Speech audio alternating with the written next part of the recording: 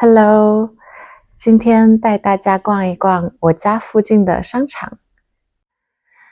其实走路也可以去，差不多15分钟吧。但因为太热了，我们决定坐一站地铁。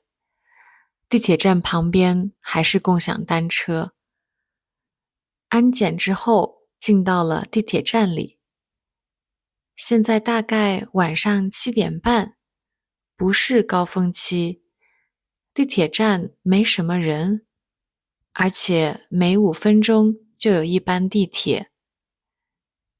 成都地铁很新，超级干净，能看到地板就跟镜子一样干净。到啦，这个商场是我经常去的地方，挺大的，有非常多可以吃和逛的地方，也有人在这栋楼里面工作。门口有一个可以坐在外面喝奶茶的地方，非常舒服。我这次回国，发现国内开始流行逛一家能什么都买到的店，从玩具到化妆品，从袜子到零食，而且设计很时尚，很年轻人。这里都是指甲油，这边是一些户外用的，比如说防晒霜、杯子。前面这些是口红、化妆品，前面这些也是做指甲的，价格都非常的便宜，而且什么都有，很方便。这边是一些玩具、盲盒，左边是一些游戏的卡片，右边是一些茶、咖啡，或者是茶味的咖啡，还挺有意思的。这个 Luckin Coffee 你们应该听说过吧？是一个在中国打败星巴克的牌子。旁边就是各种不同的茶。其实我住在德国的时候，挺少买东西的，购物欲很小。但每次回中国都会控制不住买很多，因为中国的商品选择太多了，太便宜了，真的很好买。但同时又会觉得这样的社会太物质了，每个人都沉迷于消费的快乐。这些是不同城市的方便食品。发现一个很有意思的零食，鸡胸肉薯片，我买了，等会儿试吃一下。这边是不同口味的薯片，同样的品牌 Lay's 在中国的口味和欧洲的完全不一样，会多很多。这边也可以买到牙膏，还可以买到耳机，耳机也太便宜了吧，才3欧元的样子。这就是为什么中国留学生每次在国内都会买很多东西带出国。这边有很多中国传统的国酒，现在大家越来越多以中国文化作为卖点了。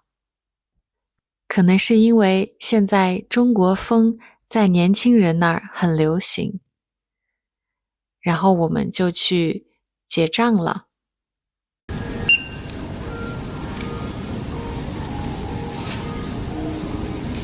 你尝过吧？对，我想稍等一下，一共60块1，要小票吗？欢迎下次光临。这是刚才买的鸡胸肉薯片，尝一尝好不好吃？